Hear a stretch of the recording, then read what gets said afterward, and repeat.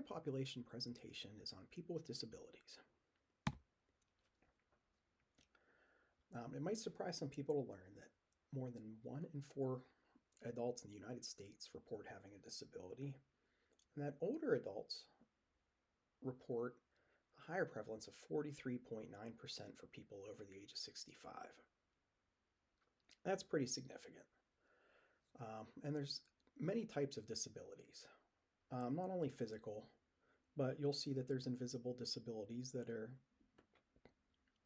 intellectual, developmental, sensory, and mental health based. Disabilities affect people from all races, ethnic backgrounds, and economic statuses.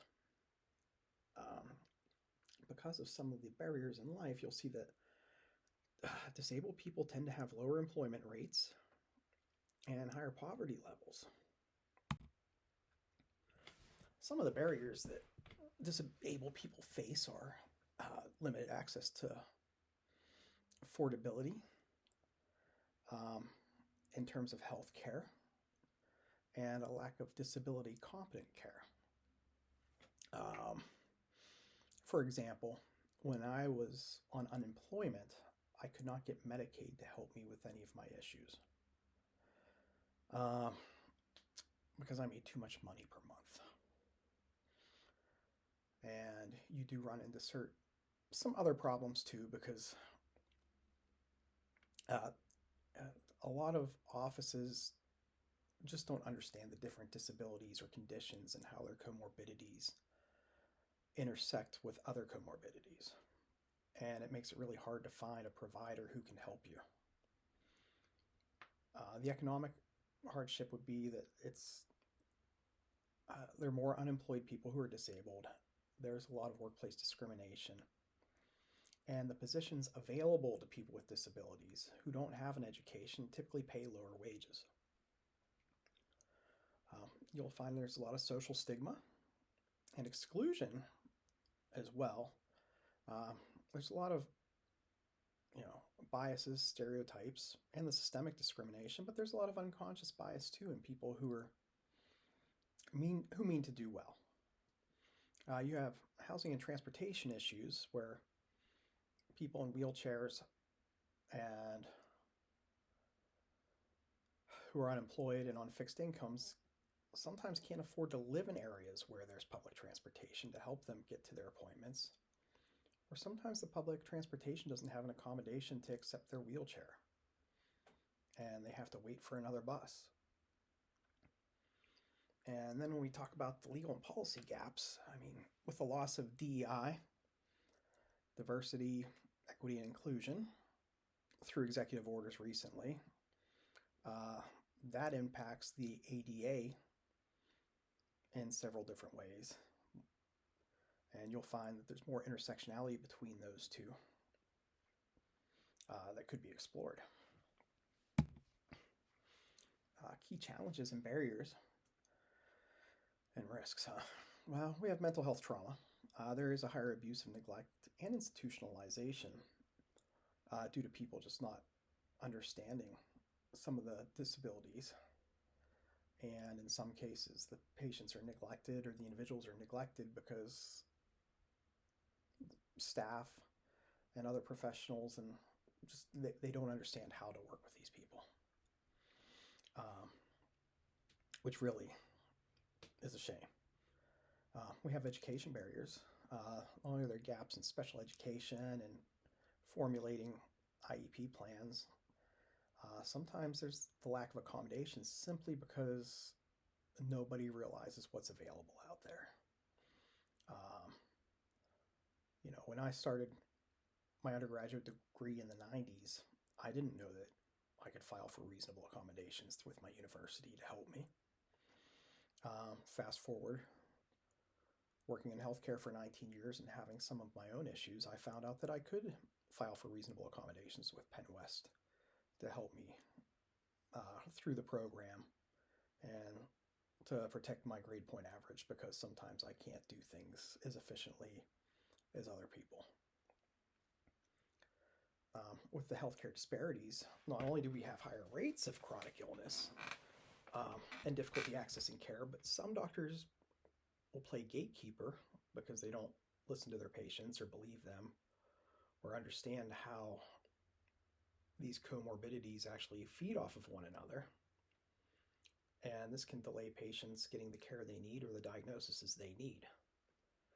And when it comes to the criminal justice system, there is an overrepresentation in prisons of people with mental health disabilities, developmental disabilities, and quite often they're treated poorly by law enforcement, and they're at a risk of trauma because from the way they're treated, physically handled, and then there's the trauma associated with being involuntarily committed against your will. And it's a pretty scary thing when you didn't do anything wrong and you're detained and taken away. And there are groups and organizations out there that help, as we have the Americans with Disabilities Act, which, is a legal thing that's been in place since the 90s, but, we run into issues with enforcement. We have the National Disability Rights Network for advocacy, the ARC for intellectual and developmental disability support, and the American Association of People with Disabilities for policy and leadership, and as a reference. In our local communities, we have support groups, advocacy networks. If we're lucky, we have community health workers and social workers playing a role behind the scenes. And not everyone utilizes faith-based initiatives, but in some cases I have seen where people of all faiths find comfort and help in their church community or their religious community. When it comes to trauma-informed care and evidence-based practices, we need to really recognize the past trauma and what has happened to these people in terms of institutionalization, abuse, and neglect. Using evidence-based approaches, we can work on person-centered planning by empowering people. With support, employment, and education, finding jobs that people with specific disabilities can do provides them with a source of income and a sense of purpose in some cases. And finding ways for the education system to accommodate and help people to get the training and education they need so they can find professional careers that work for them and can work around their disabilities. We can't always pick ourselves up by the bootstraps and fit ourselves into the mold of the average person. In some cases, we need to build a life around what we're capable of doing and what our strengths are. Cognitive behavioral therapy also helps reframing certain perspectives and finding different ways to view your situation and to move forward and to maybe find that job that works for you. There are many services that fail to consider past trauma and create systemic barriers. Some of our relevant policies that could do a little better with trauma-informed care are the Americans with Disabilities Act. While it protects you against discrimination and says that accommodations need to be made legally, it doesn't really address what actually happens to people who are disabled at work, how they're treated. The trauma of having a bad coworker and not being able to live up to anybody's expectations or losing a job because nobody took into consideration what you needed to do your job effectively. We've got the Individuals with Disabilities Education Act, which, is supposed to help with education and accommodations, and it does recognize the individual needs, but who enforces these things? I feel like it's one of the biggest problems we have as people to enforce our laws and regulations and policies that are meant to be in place to support the disabled community. The Rehabilitation Act is supposed to protect disability rights in federally funded programs, and it promotes inclusion, but it really does lack focus on past trauma and how to move forward. You know, so in our policy strengths and gaps, we absolutely have legal protections, requirements for accommodations, and there are more ways to digitally assist or improve accessibility. And we have a lot of physical accommodations in place as well, with many restaurants and businesses, I guess, and public spaces having handicap parking, ramps, uh, wheelchair access, power doors. But we have a lot of gaps too. There's inconsistent enforcement everywhere. Uh, there is a lack of funding, and the policies focus a lot on the physical side of a disability and overlook the invisible disabilities, which honestly are just as debilitating. Uh, there's a lot of there's a lot more we could do for people with invisible disabilities in the workplace and in the school systems.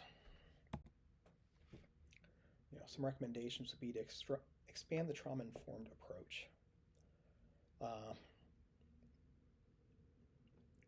a lot of places have accreditation standards that they need to meet. If we could have our accrediting agencies make it so that there needs to be trauma-informed care, education, and annual competencies as part of the training packet for employees, that would make it something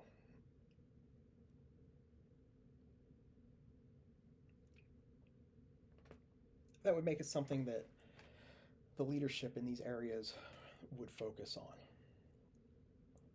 We definitely need more support services and funding. We need better technology. We need better vocational rehab and career coaching, and ways for people to have independent living. And we need stronger enforcement. It's not like we have the disability police where I can say, hey, work's really hurt me real bad. Work didn't follow through with this. Work violated my rights. Instead you have to go through the whole process of hiring a lawyer, maybe filing an equal opportunity employment complaint. But a lot of this stuff is not taken seriously by management until you have a lawyer on hand.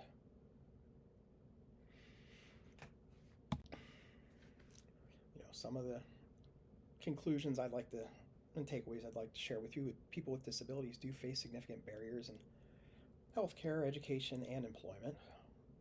While we have policies that exist to help protect them, there really isn't a way to enforce it efficiently. And we need more trauma-informed care and policies. Things to think about is that many of us have a friend or a loved one, or maybe even ourselves, who have a disability. And it's important to recognize that embracing disability inclusions does strengthen our community. It does not make it worse for the able-bodied people. We all benefit from an inclusive world. And what we can do is advocate for better policies, we can support disability rights, and we can promote accessibility within our communities. And that's all I have for you guys today. I hope you enjoyed it and learned something, or got something out of it.